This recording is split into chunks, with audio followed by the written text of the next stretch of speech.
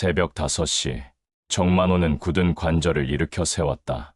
70년을 바다와 함께 살아온 그의 손은 굳은 살로 가득했지만 오늘따라 떨리고 있었다. 거울 속 백발의 노인은 낡은 군복을 꺼내 입었다. 40년 전 제대할 때 입었던 그 군복은 이제 몸에 헐렁했지만 여전히 그의 가슴을 곧게 펴게 만들었다. 진우야, 할아버지가 간다. 텅 빈 집에 혼잣말을 남기고 그는 버스 정류장으로 향했다. 손에 쥔 것은 낡은 가죽 지갑 하나뿐이었다. 지갑 속에는 바다에서 함께 찍은 손자의 사진이 들어있었다. 12살 진우가 처음 배를 탔던 날, 그렇게 환하게 웃던 그 아이가 이제는 해병이 되어 있었다. 버스 안에서 그는 창밖을 바라보았다. 지나가는 풍경들이 점점 낯설어졌다. 도시의 번잡함이 바다 냄새를 지워버렸지만 그의 마음속에는 여전히 파도 소리가 울리고 있었다. 손자를 보고 싶다는 마음, 그저 그것뿐이었다. 해병대 사단까지는 3시간이 걸렸다. 내릴 때쯤 되어서야 그는 자신이 얼마나 초라한 모습인지 깨달았다. 낡은 옷, 구부정한 허리, 그리고 바다 냄새가 밴 몸. 하지만 돌아갈 수는 없었다. 진우를 봐야 했다. 해병대 사단 정문 앞에 선 정만호는 한참을 망설였다. 철책과 초소, 그리고 총을 든 병사들의 모습이 그를 주눅들게 만들었다. 하지만 손자 생각에 용기를 내어 면회소로 향했다. 면회 신청하려고 왔는데요. 면회소 병사는 그를 위아래로 훑어보았다. 젊은 병사의 눈에는 명백한 경멸이 담겨 있었다. 신분증하고 면회 신청서 작성하세요. 서툰 글씨로 신청서를 작성하는 정만호를 보며 병사는 동료에게 속삭였다. 또 시골 영감이네. 이런 사람들이 제일 골치 아파. 신청서를 받아본 병사는 잠시 컴퓨터를 확인한 후 고개를 저었다. 면회 불가합니다. 왜요? 제가 그의 할아버지인데 규정상 불가합니다. 돌아가세요. 정만호는 당황했다. 전화로 미리 확인했을 때는 면회가 가능하다고 했었는데 갑자기 왜 안 된다는 건지 이해할 수 없었다. 이유라도 알려주시면. 규정이 규정입니다. 더 이상 말씀드릴 게 없어요. 병사의 목소리는 점점 차갑게 변했다. 주변에 있던 다른 병사들도 하나둘 모여들기 시작했다. 그들의 시선이 따가웠다. 규정이 뭔지 정확히 알려주세요. 저도 이 나라를 위해 싸웠던 사람입니다. 정만호의 목소리에는 간절함이 배어 있었다. 하지만 병사는 코웃음을 쳤다. 아, 또 옛날 군인 출신이시군요. 지금은 시대가 달라졌어요. 면회소 안이 웃음소리로 가득해졌다. 젊은 병사들에게 늙은 전역자는 그저 웃음거리일 뿐이었다.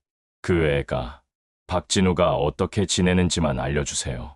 개인 정보는 말씀드릴 수 없습니다. 정만호는 주머니에서 낡은 지갑을 꺼냈다. 떨리는 손으로 손자의 사진을 꺼내 보였다. 이 아이예요. 제 손자거든요.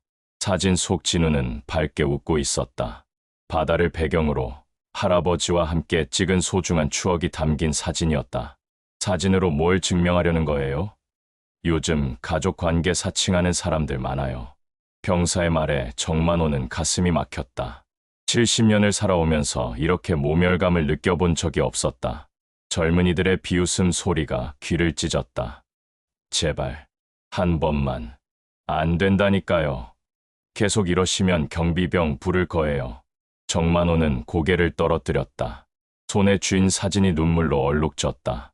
면회소 밖으로 나온 정만호는 벤치에 주저앉았다. 다리에 힘이 빠져 일어설 수가 없었다. 뒤에서 들려오는 병사들의 웃음소리가 그의 가슴을 후벼 팠다. 아까 그 영감, 완전 웃겼지. 그래도 좀 불쌍하긴 하던데. 불쌍하긴. 요즘 이런 사람들이 제일 골치야.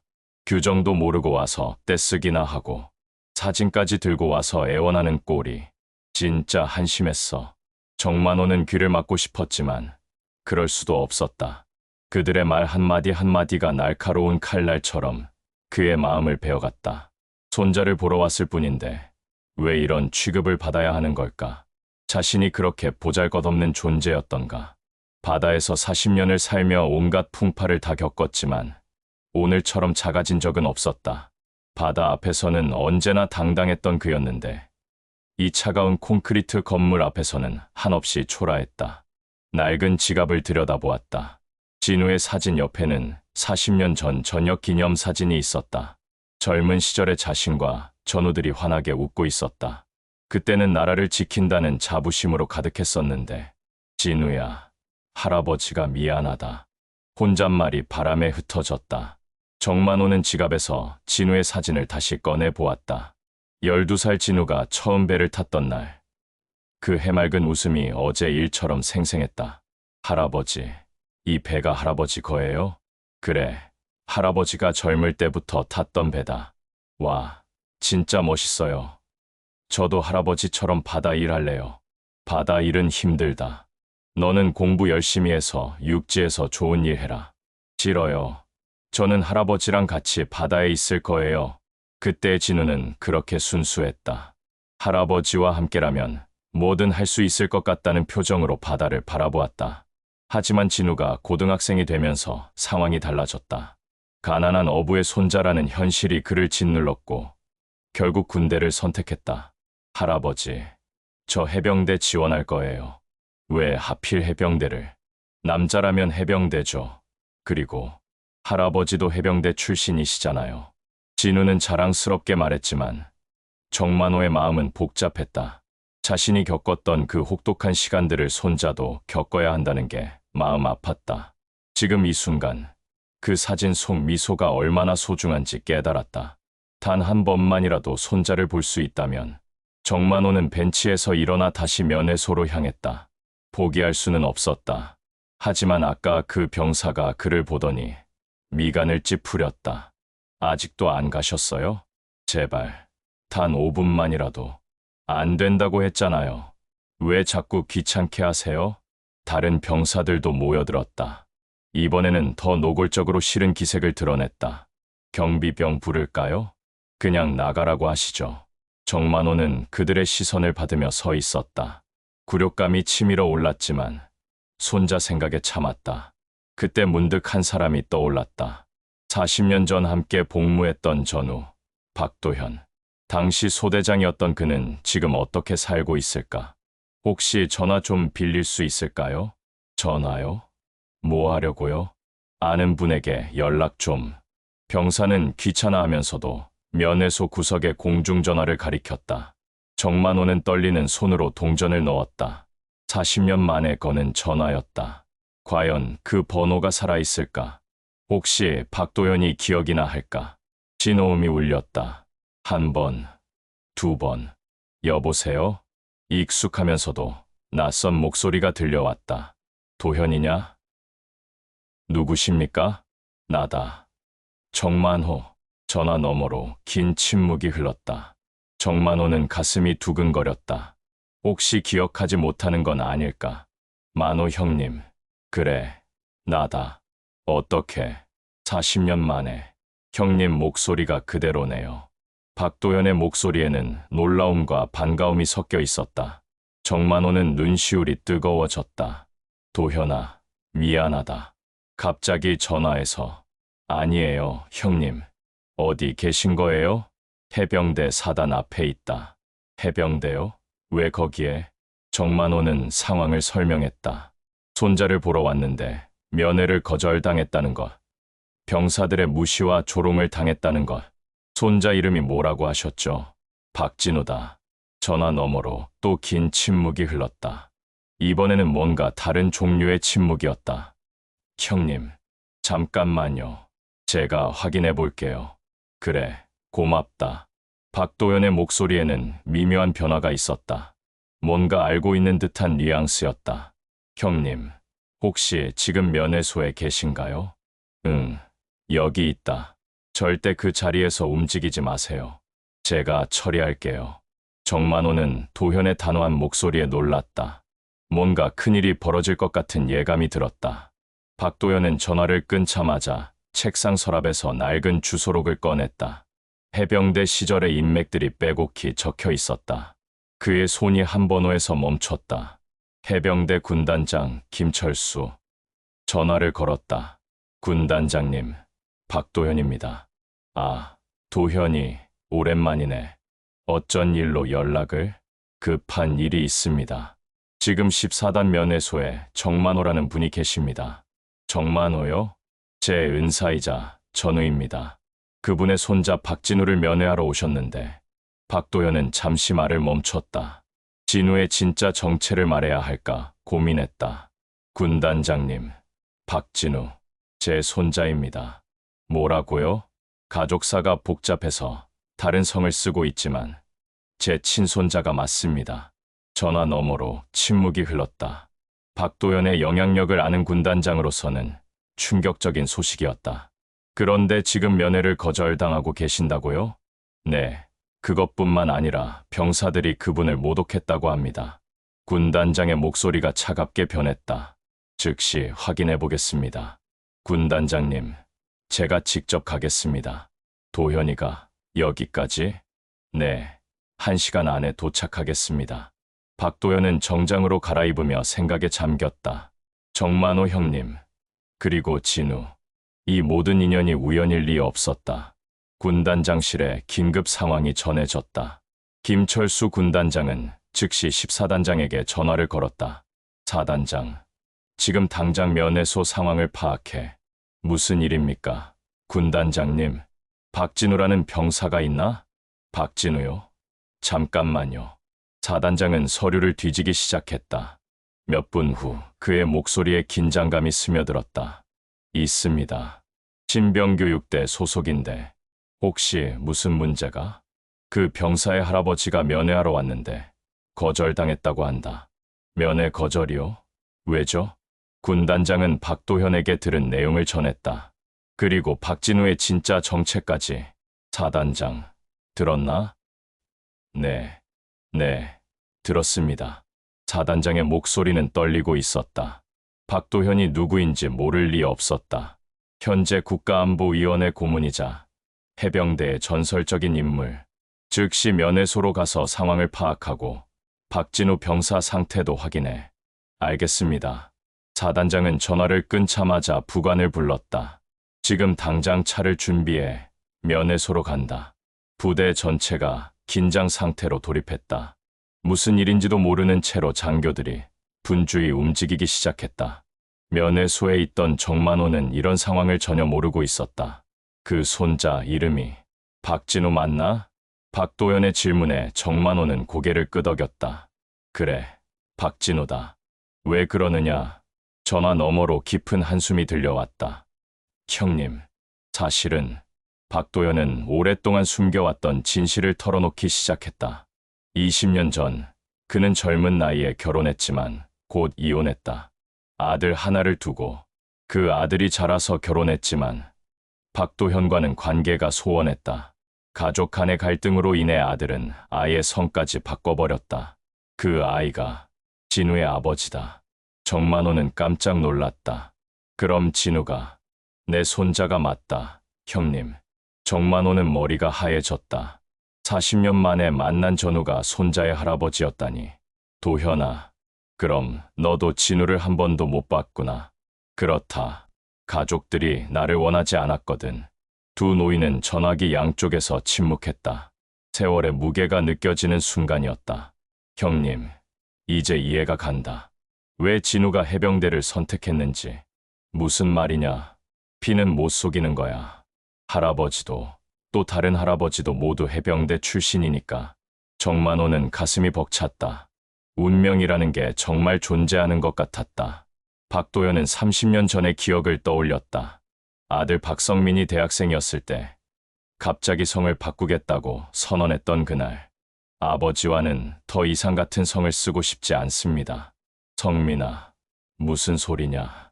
아버지는 군인으로만 사셨잖아요. 가족보다 부대가 더 중요하셨고 그때의 상처가 아직도 아물지 않았다. 아들은 어머니의 성을 택했고 결혼 후에도 연락을 끊었다. 형님, 진우가 정씨 성을 쓰는 이유를 이제야 알겠네. 성민이가 처갓집 성을 택했구나. 정만호도 복잡한 심정이었다. 딸이 결혼할 때 사위가 성을 바꾸겠다고 했을 때는 이해할 수 없었다. 하지만 지금 생각해보니 그 역시 아픈 가족사가 있었던 것이다. 도현아, 우리가 군인으로 살면서 놓친 게 너무 많구나. 그래, 형님. 나라를 지킨다고 했는데 정작 가족은 지키지 못했어. 두 사람은 각자의 후회를 되새겼다. 하지만 지금이라도 늦지 않았다. 진우를 통해 다시 시작할 수 있을지도 모른다. 형님, 제가 처리할게요. 절대 그 자리에서 움직이지 마세요. 박도연의 목소리에는 결연한 의지가 담겨 있었다. 박도연은 차를 몰면서 진우에 대해 생각했다. 한 번도 본 적 없는 손자. 사진으로만 확인했을 뿐 어떤 성격인지, 무엇을 좋아하는지 전혀 몰랐다. 성민이가 군대에 갔을 때도 면회를 금지당했었다. 아버지 얼굴은 보기 싫다는 것이 이유였다. 그때의 상처가 아직도 생생했다. 하지만 진우는 달랐다. 스스로 해병대를 선택했다. 할아버지들의 발자취를 따라오고 있었다. 혹시 이 아이를 통해 가족을 되찾을 수 있을까? 한편 면회소에서는 상황이 심상치 않게 돌아가고 있었다. 갑자기 지휘관들이 나타나기 시작했다. 대대장님이 왜 오세요? 사단장님까지. 병사들은 당황했다. 무슨 일인지 모르겠지만 분위기가 심상치 않았다. 정만호는 벤치에 앉아 이 모든 상황을 지켜보았다. 도연이 말한 대로 그 자리에서 움직이지 않고 있었다. 혹시 저 영감이 무슨 대단한 사람인가? 병사들이 수군거렸다. 아까까지 무시하고 조롱했던 그 노인이 갑자기 다르게 보이기 시작했다. 정만호는 가슴이 두근거렸다. 과연 진우를 볼 수 있을까? 박도연의 전화는 해병대 전체를 뒤흔들었다. 군단장에서 시작된 명령이 계단식으로 전파되었다. 즉시 14단 면회소 상황 점검, 박진우 병사 소재 파악, 면회 담당자 대기. 사단장은 직접 지프를 타고 면회소로 향했다. 부관과 함께 탄 차 안에서 그는 식은땀을 흘렸다. 부관, 박도연이 누군지 알지? 네, 물론입니다. 해병대의 전설이죠. 그분의 손자를 우리가. 이런 일이 있을 수 없어. 사단장은 머릿속으로 최악의 시나리오를 그렸다. 혹시 박진우에게 무슨 일이 있었던 건 아닐까? 면회소에 도착한 사단장은 즉시 상황을 파악했다. 누가 면회를 거절했나? 그게 규정상. 규정. 무슨 규정이 할아버지가 손자 보는 걸 막느냐? 사단장의 목소리가 높아졌다. 평소 온화한 성격의 그가 이렇게 화를 내는 모습을 본 적이 없었다. 박진우는 어디 있나? 신병교육대에 있습니다. 지금 당장 데려와. 명령이 떨어지자 부대는 발빠르게 움직였다. 30분 전만 해도 한가했던 면회소가 순식간에 전쟁터가 되었다. 정만호는 이 모든 상황을 신기하게 바라보았다. 도현이의 영향력이 이 정도일 줄은 몰랐다. 14단은 순식간에 비상체제로 돌입했다. 평상시라면 조용했을 부대가 갑자기 부산해졌다. 박진우, 어디 있어? 면회 나가라고 합니다. 신병교육대 조교들이 분주히 움직였다. 하지만 막상 박진우를 찾으려니 어디 있는지 파악이 안 됐다. 박진우, 박진우. 교육대 곳곳에서 이름을 부르는 소리가 울렸다. 다른 신병들은 무슨 일인지 몰라 웅성거렸다. 그때 한 조교가 생활관으로 뛰어갔다. 그리고 충격적인 장면을 목격했다. 박진우가 바닥에 쓰러져 있었다. 얼굴은 멍으로 가득하고 군복은 피로 얼룩져 있었다. 이게 뭐야? 조교는 급히 진우를 일으켰다. 의식은 있었지만 제대로 서지 못했다. 진우야, 괜찮냐? 조교님. 진우의 목소리는 간신히 들릴 정도로 작았다. 입술이 터져 있고 한쪽 눈은 제대로 뜰 수도 없었다. 누가 이랬어? 진우는 대답하지 않았다. 아니, 할 수 없었다. 선임들의 보복이 두려워서. 지금 면회 나가야 한다. 할아버지가 오셨어. 할아버지요? 진우의 눈에 희미한 빛이 돌았다. 하지만 이 상태로 할아버지를 만날 수는 없었다. 조교는 다급해졌다. 사단장이 직접 기다리고 있는 상황에서 이런 꼴로 보낼 수는 없었다. 일단 세면장으로 가자. 씻고 군복 갈아입어. 하지만 진우의 상태는 씻는다고 해결될 수 있는 게 아니었다. 면회소에는 계속해서 높은 계급의 지휘관들이 몰려들었다. 대대장, 연대장, 그리고 마침내 사단장까지. 도대체 무슨 일입니까? 면회 담당 병사는 떨고 있었다. 아까까지 자신이 무시했던 그 노인 때문에 이 난리가 났다는 게 믿어지지 않았다. 사단장은 정만호에게 다가갔다. 어르신, 죄송합니다. 제가 14단장입니다. 정만호는 갑작스러운 태도 변화에 당황했다. 아, 네. 손잡은 면회건으로 불편을 끼쳐드린 것 같습니다. 사단장의 공손한 태도에 주변 병사들은 입을 다물지 못했다. 평소 엄격하기로 유명한 사단장이 노인에게 허리를 굽히고 있었다. 박진우 데려왔습니까? 그게 아직. 부관이 작은 목소리로 대답했다. 사단장의 얼굴이 어두워졌다. 뭐가 그렇게 오래 걸려? 바로 그때 무전이 들어왔다. 사단장님, 박진우 병사 상태가 이상합니다. 뭔 소리야? 직접 보셔야 할 것 같습니다. 사단장의 얼굴이 창백해졌다. 혹시 하는 불안한 예감이 현실이 되고 있었다. 어르신, 잠깐만 기다려주세요. 정만호는 고개를 끄덕였지만 가슴에 불안감이 스며들었다. 사단장이 신병교육대에 도착했을 때 그는 자신의 눈을 의심했다. 박진우는 거의 서 있을 수 없는 상태였다. 이게 뭐야? 사단장의 고함 소리가 교육대 전체를 진동시켰다. 조교들은 벌벌 떨었다. 누가 이랬어? 그게 내가 묻고 있어. 누가 이 병사를 이렇게 만들었냐?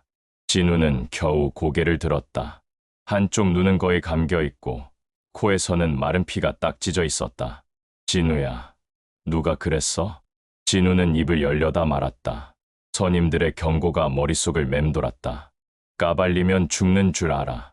내 할아버지까지 찾아가서 혼내줄 거야. 사단장은 진우의 침묵으로 모든 것을 이해했다. 부대 내 가혹행위, 그것도 조직적으로 이루어진 것이 분명했다. 교육대장, 예. 지금 당장 이 병사를 괴롭힌 놈들을 찾아내. 한 명도 빠뜨리지 말고. 알겠습니다. 사단장은 진우에게 다가갔다. 진우야, 괜찮겠어. 할아버지가 기다리고 계셔. 할아버지요? 정말 할아버지가 오셨어요? 진우의 목소리에는 간절함이 담겨 있었다. 이 지옥 같은 곳에서 유일한 희망이었다. 그래, 면회소에서 기다리고 계신다. 사단장은 마음이 아팠다. 이 아이가 얼마나 힘들었을까. 박진우가 이렇게 된 이유는 복잡했다. 신병교육 3주차. 그는 다른 동기들과 달리 혼자였다. 내성적인 성격에 친구를 사귀는 것도 어려워했다. 선임들은 그런 진우를 표적으로 삼았다. 야, 박진우. 네. 너 왜 이렇게 어두워? 재미없어. 죄송합니다. 죄송하긴 뭘 죄송해. 분위기 좀 살려봐. 하지만 진우는 그럴 수 없었다. 타고난 성격이었다. 선임들의 괴롭힘은 점점 심해졌다. 처음에는 기합이나 얼차려 정도였지만 시간이 갈수록 폭력으로 변했다. 이 새끼, 대답을 안 해? 주먹이 날아왔다. 진우는 맞고도 참았다. 신고하면 더 심한 보복이 있다는 걸 알았기 때문이다. 할아버지한테 편지 쓰지 마. 괜한 걱정 끼치지 말고. 선임들은 진우의 외부 연락까지 통제했다. 가족들에게 괴롭힘 당한다는 소식이 전해지는 것을 막으려는 것이었다. 오늘 아침에도 똑같은 일이 벌어졌다. 야, 박진우, 너 면회 신청했지? 아닙니다. 거짓말하지 마. 면회 명단에 내 이름 있어. 진우는 놀랐다. 할아버지가 오신다는 소식을 들은 적이 없었다. 면회 나가면 입 조심해. 괜한 소리 했다가는 협박과 함께 주먹이 날아왔다. 교육대장은 사태의 심각성을 깨달았다. 박도연의 손자가 가혹행위를 당했다는 것이 알려지면 부대 전체가 풍비박산날 것이다. 조교들, 집합, 모든 조교가 모였다. 박진우 사건 알고 있지? 네, 대장님. 이 일이 밖으로 새나가면 우리 모두 끝이야. 알겠어? 조교들은 고개를 끄덕였다. 하지만 이미 사단장까지 알고 있는 상황에서 은폐는 불가능했다. 면회는 어떻게 할까요? 일단 화장으로 가리고 깔끔하게 입혀서 보내자. 하지만 저 상태로는 교육대장도 막막했다. 진우의 상처는 화장으로 가릴 수 있는 수준이 아니었다. 한편 면회소에서는 박도연이 도착했다는 연락이 왔다. 어르신, 잠시만 더 기다려주세요. 정만호는 점점 불안해졌다. 왜 이렇게 오래 걸리는 걸까?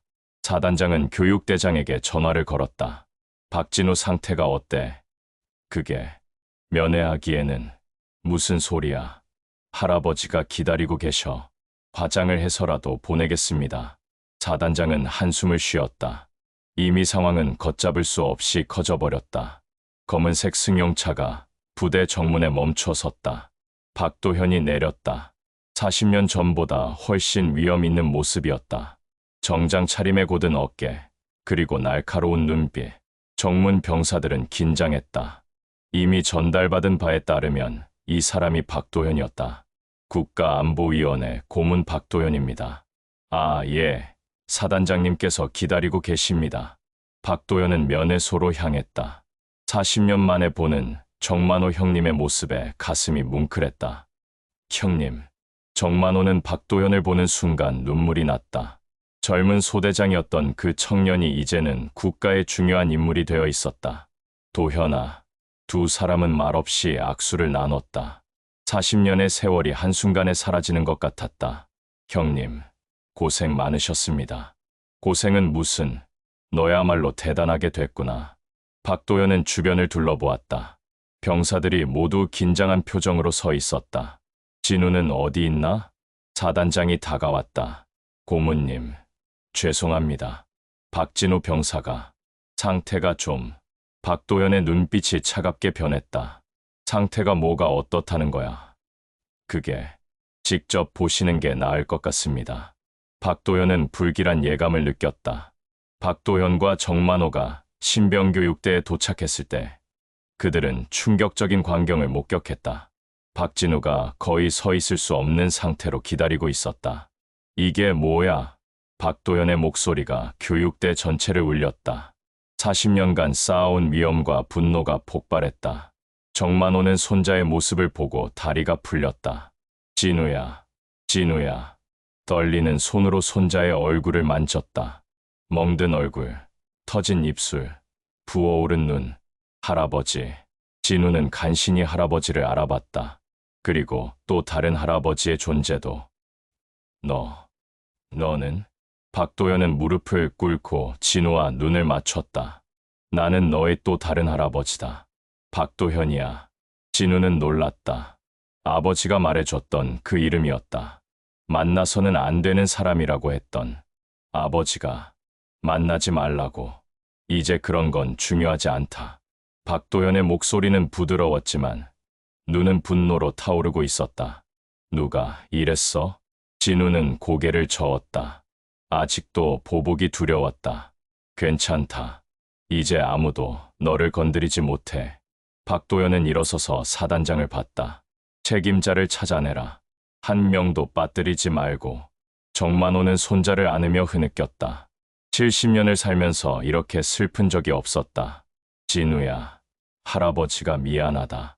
할아버지 잘못이 아니에요. 아니다. 내가 더 일찍 왔어야 했는데. 진우는 할아버지의 손을 꼭 잡았다. 그 따뜻함이 지난 몇 주간의 고통을 달래주는 것 같았다. 박도현은 교육대장을 불렀다. 이 병사를 괴롭힌 놈들이 누구야? 그게 파악 중입니다. 파악 중이라고? 지금까지 뭘 했어? 박도현의 분노는 하늘을 찔렀다. 자신의 혈육이, 그것도 한 번도 본 적 없는 손자가 이런 꼴을 당하고 있었던 것이다. 당장 헌병대에 연락해. 이 사건을 철저히 수사하라고. 네, 알겠습니다. 주변의 조교들은 벌벌 떨었다. 박도현의 위압감이 모든 것을 압도했다. 정만호는 진우에게 물었다. 진우야, 편지도 못 보냈구나. 선임들이 편지 쓰지 말라고 했어요. 이 새끼들이. 온화한 정만호도 욕이 나올 정도였다. 할아버지, 정말 보고 싶었어요. 나도다. 진우야, 나도 너무 보고 싶었다. 두 할아버지와 손자의 상봉은 눈물로 얼룩져 있었다. 헌병대가 도착했다. 박도현의 요청으로 특별수사팀이 구성되었다. 지금부터 이 부대에 대한 전면 수사를 시작한다. 헌병대장의 선언에 부대 전체가 긴장했다. 박진우에 대한 가혹행위 사건은 빙산의 일각에 불과했다. 수사가 시작되자 더 많은 진실이 드러났다. 다른 병사들도 피해를 당했습니다. 조직적인 가혹행위가 횡행했던 것 같습니다. 수사관들의 보고에 박도현은 경악했다. 이게 해병대냐? 이게 내가 목숨 걸고 지켰던 해병대냐? 사단장은 고개를 들 수 없었다. 자신의 부대에서 이런 일이 벌어지고 있었다는 것이 부끄러웠다. 담당 장교들도 소환되었다. 그들은 모두 사실을 알고 있었지만 묵인했다. 왜 신고하지 않았나? 그게 부대 분위기상. 부대 분위기, 병사가 맞아 죽어가는데 부대 분위기가 중요해? 박도현의 질책에 모든 장교들이 고개를 숙였다. 정만호는 이 모든 상황을 지켜보며 분노와 슬픔을 동시에 느꼈다. 자신이 자랑스러워했던 해병대가 이런 곳이었다니. 도현아, 우리가 지켰던 해병대가 이런 곳이었나? 아니야, 형님. 우리 때는 이렇지 않았어. 하지만 현실은 잔혹했다. 수사 결과 주범들이 밝혀졌다. 상급 병사 3명과 부사관 1명이 조직적으로 가혹행위를 주도했다. 박진우만 괴롭힌 게 아닙니다. 다른 신병들도 마찬가지였어요. 피해자들의 증언이 쏟아졌다. 그동안 숨어있던 진실들이 하나씩 드러났다. 왜 신고하지 않았나? 신고하면 더 심하게 당한다고 했어요.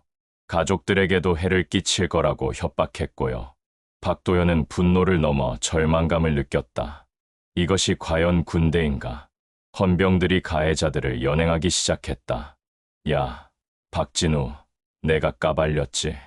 주범 중 하나가 소리쳤다. 아직도 진우를 협박하려 했다.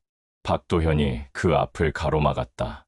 이 새끼야, 뭐라고 했어? 누구세요? 내가 누군지 알 필요 없어. 다시는 이 병사 앞에 나타나지 마라. 박도현의 위압감에 그 병사는 입을 다물었다. 할아버지, 진우가 박도현의 소매를 잡았다. 괜찮다. 이제 아무도 너를 건드리지 못해. 가해자들이 연행되는 모습을 보며 부대 전체가 숙연해졌다. 이제야 사태의 심각성을 깨달았다. 군단장이 직접 부대에 도착했다. 사태의 심각성을 파악한 그는 즉시 혁신 방안을 논의했다. 박도현 고문님, 죄송합니다. 사과는 나중에 하고 지금 당장 할 일부터 하자. 박도현은 냉정했다. 감정적인 대응보다는 근본적인 해결책이 필요했다. 우선 피해자들에 대한 치료와 보호가 최우선이다. 네, 알겠습니다. 그리고 이런 일이 다시 발생하지 않도록 시스템을 완전히 바꿔야 한다. 군단장은 고개를 끄덕였다. 박도현의 말이 전적으로 옳았다. 정만호는 진우를 군병원으로 데려갔다. 다행히 생명에는 지장이 없었지만 상처를 치료하는 데 시간이 필요했다. 할아버지, 저 계속 군대에 있어도 될까요? 뭔 소리냐? 당연히 해야지. 하지만 이런 일이 또, 그런 일은 다시 없을 거다. 네, 할아버지가 보장한다. 박도현도 진우의 침상 옆에 앉았다. 진우야, 우리가 지킬게. 이제 안전하게 군생활할 수 있어. 진우는 두 할아버지를 번갈아 보았다. 평생 만날 수 없을 거라 생각했던 사람들이 자신 때문에 한자리에 앉아 있었다. 할아버지들, 화해하신 거예요? 두 노인은 서로를 바라보았다. 40년의 공백이 있었지만 손자를 통해 다시 연결되었다. 군병원에서의 일주일은 진우에게 새로운 시작이었다. 두 할아버지가 번갈아가며 간병해 주었다. 정만호는 바다 이야기를 들려주었다. 진우야, 바다는 무서운 곳이지만 또 아름다운 곳이기도 하다. 어떻게요? 폭풍이 와도 결국엔 잔잔해져. 사람 사는 것도 마찬가지야. 박도현은 군대 이야기를 해주었다. 하지만 옛날의 영웅담이 아니라 진정한 군인 정신에 대해서였다. 진정한 강함이란 약한 자를 괴롭히는 게 아니라 보호하는 거다. 할아버지도 신병 때 힘드셨어요? 물론이지. 하지만 우리 때는 선후배가 서로를 지켜줬어. 진우는 점차 회복되어 갔다. 몸의 상처보다 마음의 상처가 더 컸지만 두 할아버지의 사랑으로 치유되고 있었다. 할아버지들이 계셔서 다행이에요. 우리도 너를 만날 수 있어서 다행이다. 정만호와 박도현은 40년 만에 다시 전우가 되었다. 손자라는 연결고리를 통해서 병원에서 퇴원하는 날, 진우는 새로운 각오를 다졌다. 다시 부대로 돌아가서 제대로 된 군인이 되겠어요. 그래, 잘 생각했다. 두 할아버지는 뿌듯해했다. 박진우 사건은 곧 언론의 주목을 받았다. 해병대 내 가혹행위 사건이 대대적으로 보도되었다. 해병대 신병 가혹행위, 조직적 은폐 의혹, 국가안보위원 고문의 손자도 피해자, 해병대 혁신 불가피, 연일 터져 나오는 보도에 국민들의 관심이 집중되었다. 박도연은 기자회견을 열었다. 이번 사건은 단순한 가혹행위가 아닙니다. 우리 군대의 근본을 흔드는 사건입니다. 고문님, 개인적으로도 많이 상처받으셨을 텐데요. 개인적인 감정보다는 제도적 개선이 우선입니다. 박도현은 냉정했다. 사적인 복수가 아니라 공적인 개혁을 원했다. 정만호도 인터뷰 요청을 받았다. 손자분을 보러 오셨다가 이런 일을 알게 되셨는데 어떤 기분이십니까? 화가 나죠. 하지만 더 화가 나는 건 우리 같은 늙은이들이 못 봤다는 겁니다. 어떤 의미인가요? 젊은 병사들이 고통받고 있는데 윗사람들이 몰랐다는 게 말이 됩니까? 정만호의 직설적인 대답이 큰 반향을 일으켰다. 여론은 해병대 혁신을 요구했다. 박진우 사건 보도 이후 국민들의 반응은 폭발적이었다. 이게 나라를 지키는 군대냐? 우리 아들들도 저런 곳에 보내야 하나? 해병대 해체해야 한다. 각종 포털 사이트와 SNS에는 분노의 댓글들이 쏟아졌다. 특히 박도연이라는 인물의 존재가 더 큰 파장을 일으켰다. 국가안보위원회 고문의 손자조차 이런 대우를 받았다면 일반 병사들은 얼마나 더 힘들었을까? 특권층 손자도 이런데 서민들 자식은 어떨까? 이건 계급 문제가 아니라 시스템 문제다. 해병대 전체를 뜯어고쳐야 한다. 국정감사에서도 이 사건이 집중 조명되었다. 국방부 장관, 이런 일이 어떻게 가능한가요? 송구스럽습니다. 철저히 조사하겠습니다. 조사는 이미 끝났잖아요. 이제는 개혁이 필요해요. 국회의원들의 질타가 이어졌다. 시민단체들도 움직였다. 군대 내 인권 침해 척결을 위한 시민대책위원회가 구성되었고 대규모 집회가 계획되었다. 박도연은 이런 국민적 관심을 기회로 삼아 근본적인 변화를 추진하기로 결심했다. 이제 더 이상 미룰 수 없다. 해병대를 완전히 바꿔야 한다. 정만호도 동의했다. 맞다. 우리 때와는 다르게 지금은 국민들이 지켜보고 있어. 국방부는 박도연을 위원장으로 하는 해병대 혁신위원회를 발족시켰다. 이례적으로 민간인이 위원장을 맡는 것이었다. 첫 번째 회의가 열렸다. 위원장님, 어디서부터 시작해야 할까요? 교육과정부터 완전히 바꿔야 합니다. 박도현은 명확했다. 근본적인 변화가 필요했다. 기존의 수직적 위계질서를 수평적 동료 관계로 바꿔야 합니다. 하지만 군대의 특성상 군기와 가혹행위는 다릅니다. 진정한 군기는 서로를 존중하는 데서 나옵니다. 박도현의 철학은 단순했다. 강한 군대는 두려움이 아니라 신뢰에서 나온다는 것. 선후배 관계를 멘토멘티 관계로 재정의합시다. 구체적으로 어떻게요? 선배가 후배를 괴롭히는 게 아니라 가르치고 보호하는 존재가 되어야 합니다. 위원회는 구체적인 개혁안을 마련하기 시작했다. 정만호도 위원으로 위촉되었다. 일선에서 겪은 생생한 경험이 필요했다. 어르신, 현장에서 본 문제점이 뭐라고 생각하세요? 소통이 안 돼요. 병사들의 목소리를 들을 통로가 없어. 정만호의 지적은 핵심을 찔렀다. 박도연은 해병대 전체 장병들 앞에서 연설했다. 역사적인 순간이었다. 해병 여러분, 수천 명의 해병들이 주목했다. 오늘 이 자리에서 새로운 해병대의 출발을 선언합니다. 박수가 터져 나왔다. 피는 바다보다 붉다는 우리의 구호를 기억하십니까? 네, 그 피는 적의 피가 아닙니다. 우리 동지의 피입니다. 해병들의 눈빛이 달라졌다. 우리는 동지를 버리지 않습니다. 동지를 괴롭히지 않습니다. 동지를 보호합니다. 충성, 우렁찬 함성이 울려 퍼졌다. 약한 자를 괴롭히는 것은 비겁한 것입니다. 진정한 강함은 약한 자를 보호하는 것입니다. 박도연의 목소리에는 40년간의 경험과 신념이 담겨 있었다. 오늘부터 해병대는 새로워집니다.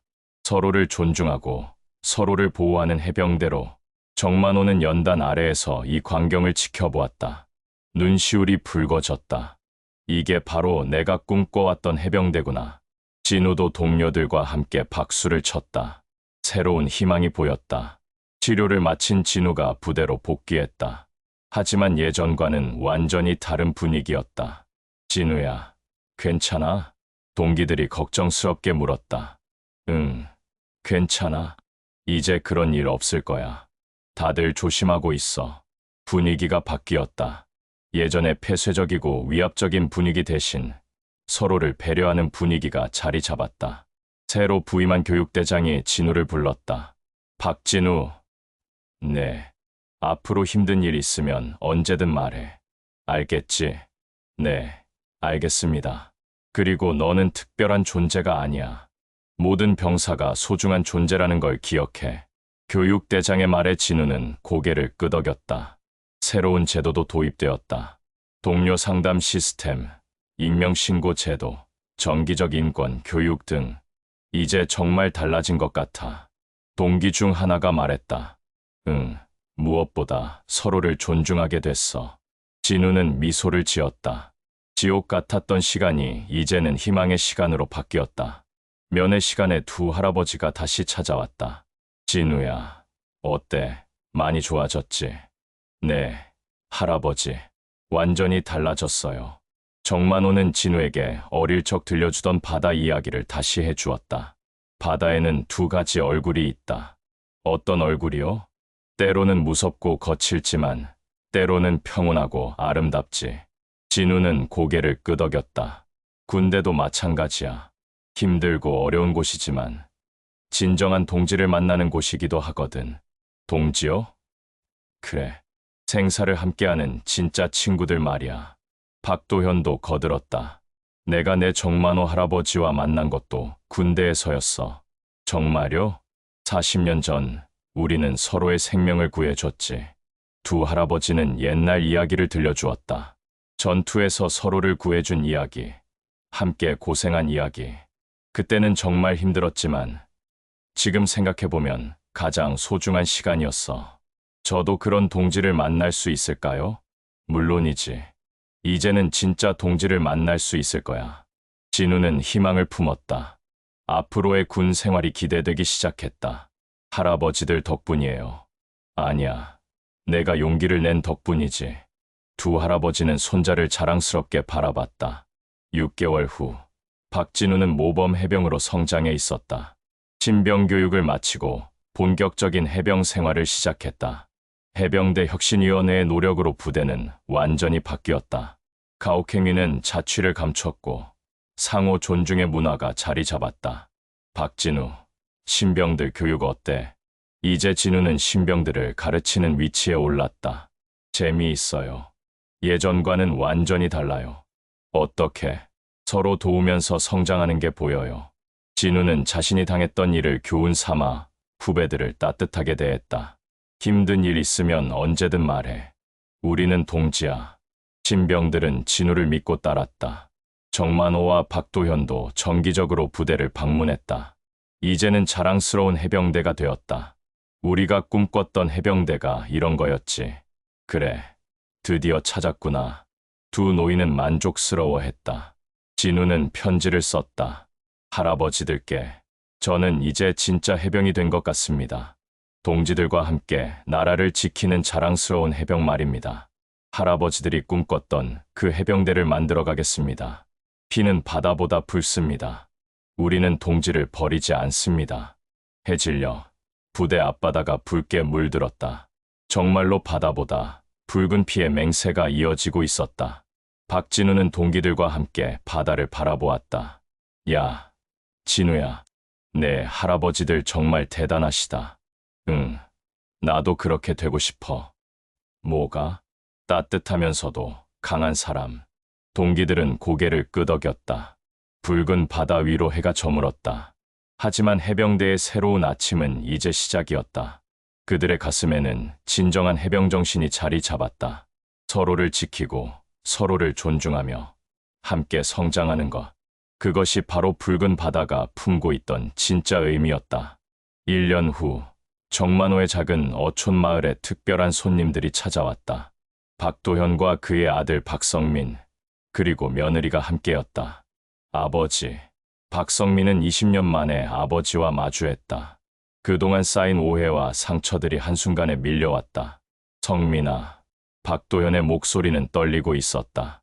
아들의 얼굴에서 어린 시절의 모습을 찾으려 했지만 이미 중년이 된 아들은 낯설기만 했다. 정만호가 중재에 나섰다. 자, 이제 됐다. 모두 앉아라. 바다가 보이는 마루에 세 세대가 앉았다. 긴장감이 감돌았지만 정만호는 차분했다.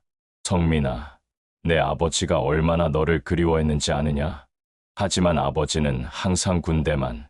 그때는 나라가 어려운 시절이었어. 내 아버지도 어쩔 수 없었던 거야.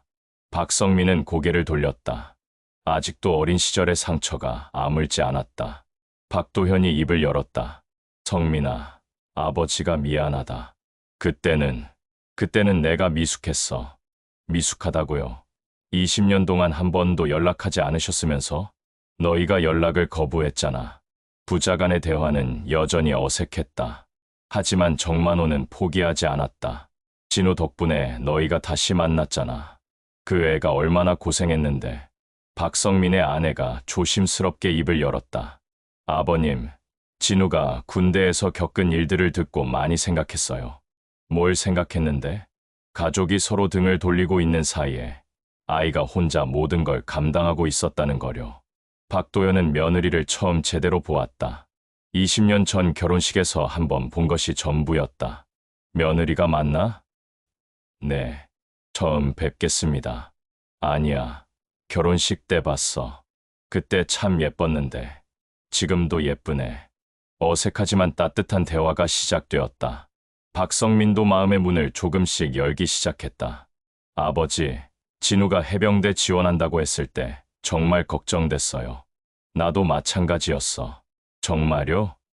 그럼 내 손자인데 걱정이 안 되겠어? 처음으로 부자가 같은 마음을 공유하는 순간이었다. 정만호는 미소를 지었다. 오랫동안 바라던 광경이었다. 성민아, 내 아버지는 진우를 위해서 해병대 전체를 바꿨어. 그걸 어떻게 혼자서 한 게 아니야.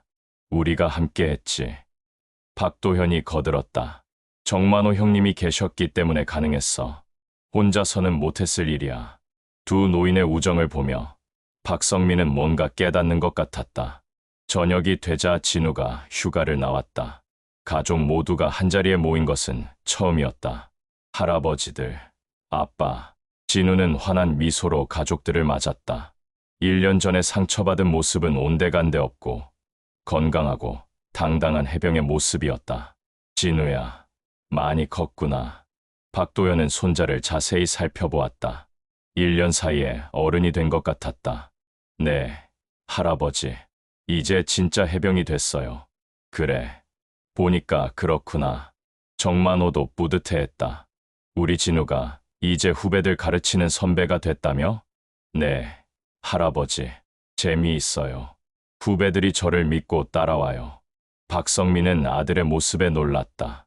예전과는 완전히 다른 자신감 넘치는 모습이었다. 진우야, 군대 생활이 힘들지 않니?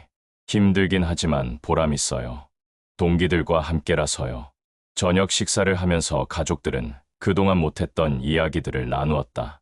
정만호가 말했다. 이제부터는 매년 이렇게 모이자. 가족이 떨어져 있으면 안 돼. 좋은 생각이에요. 할아버지. 진우가 대답했다. 박도현도 고개를 끄덕였다. 그래, 이제부터는 진짜 가족이 되자. 박성민은 아직 어색했지만 거부하지는 않았다. 아버지, 시간이 좀 필요해요. 그래, 천천히 하자. 20년 동안 쌓인 걸 하루아침에 없앨 순 없으니까. 밤이 깊어갔지만 가족들의 대화는 계속되었다. 20년의 공백을 메우기 위한 첫걸음이었다. 한 달 후, 정만호의 집에 또 다른 손님들이 찾아왔다. 40년 전 함께 복무했던 해병대 전우들이었다. 만호야, 형님들. 정만호는 반가워했다. 박도현 때문에 연락이 닿은 옛 전우들이었다. 야, 정만호. 너 때문에 해병대가 완전히 바뀌었다며? 내가 뭘 했다고 그래. 손자 면회 한번 오려다가 해병대 혁신을 이뤄냈잖아. 전우들은 웃으며 이야기했다. 모두 70대가 된 노인들이지만 옛날 군복 이야기만 나오면 20대 청년이 되었다. 박도현도 합류했다. 형님들, 오랜만입니다. 오, 박도현, 우리 소대장님이셨지. 이제 다 늙었는데 무슨 소대장이야. 아니야. 한번 소대장은 영원한 소대장이지. 전우들은 옛날 이야기에 빠져들었다. 힘들었던 훈련, 함께 나눠 먹었던 라면, 서로를 구해준 일들. 그때 만호가 내 목숨 구해줬지. 무슨 소리야. 내가 나를 구해준 거잖아. 둘 다 서로 구해준 거야. 전우들의 웃음소리가 마을 전체에 울려 퍼졌다. 진우도 휴가를 내고 전우 할아버지들을 만났다. 어머, 이 아이가 그 유명한 박진우구나. 안녕하세요, 할아버지들. 야, 이 녀석, 할아버지라니. 우리도 젊을 때가 있었어. 전우들은 진우를 친손자처럼 귀여워했다. 전우들은 진우에게 해병대의 진짜 정신을 들려주었다. 진우야, 해병대의 진짜 의미를 아느냐? 피는 바다보다 붉다는 거요? 그것만이 아니야. 그 붉은 피가 뭔지 아느냐? 진우는 고개를 갸우뚱했다. 전우를 위해 흘리는 피야. 나라를 위해 흘리는 피고. 김병장이었던 할아버지가 말했다. 우리 때는 정말 목숨을 걸고 서로를 지켰어. 어떻게요? 적이 쳐들어왔을 때 후퇴하라는 명령이 떨어졌는데. 네, 만호 할아버지가 다친 전우를 업고 마지막까지 남아있었지. 정만호는 손을 저었다. 그때는 당연한 거였어. 동지를 버리고 갈 수는 없었거든. 진우는 감동했다. 이런 이야기는 교과서에서 본 적이 없었다. 그래서 우리가 살아남을 수 있었어. 박도현이 말했다. 서로를 믿고 서로를 지켰기 때문에. 할아버지들, 정말 대단하세요. 대단한 게 아니야. 그냥 해야 할 일을 했을 뿐이지. 전우들은 겸손했다. 진우야, 너도 그런 해병이 되거라. 네, 할아버지들, 꼭 그렇게 될게요. 진우의 다짐은 진심이었다. 2년 후, 진우는 부사관 시험에 합격했다. 이제 진짜 해병대의 중추가 되는 위치에 올랐다. 축하한다. 진우야, 정만호와 박도현이 함께 축하해 주었다. 할아버지들 덕분이에요. 내 실력이지. 뭐가 우리 덕분이야. 진우는 이제 신병들을 교육하는 교관이 되었다. 자신이 겪었던 아픔을 되풀이하지 않으려고 노력했다. 여러분, 오늘부터 제가 여러분의 교관입니다. 신병들이 긴장한 모습으로 서 있었다. 무서워하지 마세요. 저는 여러분의 선배이자 동지입니다. 동지요? 네, 동지. 우리는 함께 해병이 되는 거니까요. 신병들의 표정이 밝아졌다. 해병대의 정신이 뭔지 아세요? 피는 바다보다 붉다. 맞습니다. 하지만 더 중요한 건 그 피가 누구의 피인지 아는 겁니다. 진우는 자신이 할아버지들에게 들었던 이야기를 전해주었다. 서로를 지키는 피, 서로를 위해 흘리는 피. 그것이 진짜 해병의 피입니다. 신병들은 숨 죽여 들었다. 앞으로 3개월 동안 힘든 훈련이 기다리고 있습니다. 하지만 두려워하지 마세요. 우리가 함께니까요. 진우의 교육 방식은 해병대에 새로운 바람을 불러왔다. 강압과 폭력 대신 존중과 격려로 신병들을 이끌었다. 교관님, 정말 다른 부대랑 달라요. 한 신병이 말했다. 어떻게 다른데? 선배들이 진짜 챙겨줘요. 예전에는 무서워서 질문도 못했는데 그게 정상이야. 선배가 후배를 도와주는 게 당연한 거지. 진우는 자신의 경험을 바탕으로 신병들을 지도했다. 훈련 중 한 신병이 부상을 당했다. 괜찮아? 네, 아직 괜찮습니다. 무리하지 마. 일단 치료받고. 하지만 훈련보다 내 몸이 더 중요해. 진우는 망설이지 않고 그 신병을 의무대로 데려갔다. 다른 교관들이 말했다. 박진우, 너 너무 약하게 키우는 거 아냐? 약하게요? 군대에서 고생해야 진짜 군인이 되는 거 아냐? 고생과 고통은 다릅니다. 의미 있는 고생은 필요하지만 무의미한 고통은 없어야죠. 진우의 철학은 확고했다. 내가 겪었던 건 무의미한 고통이었어요. 그런 걸로는 강한 군인이 될 수 없어요.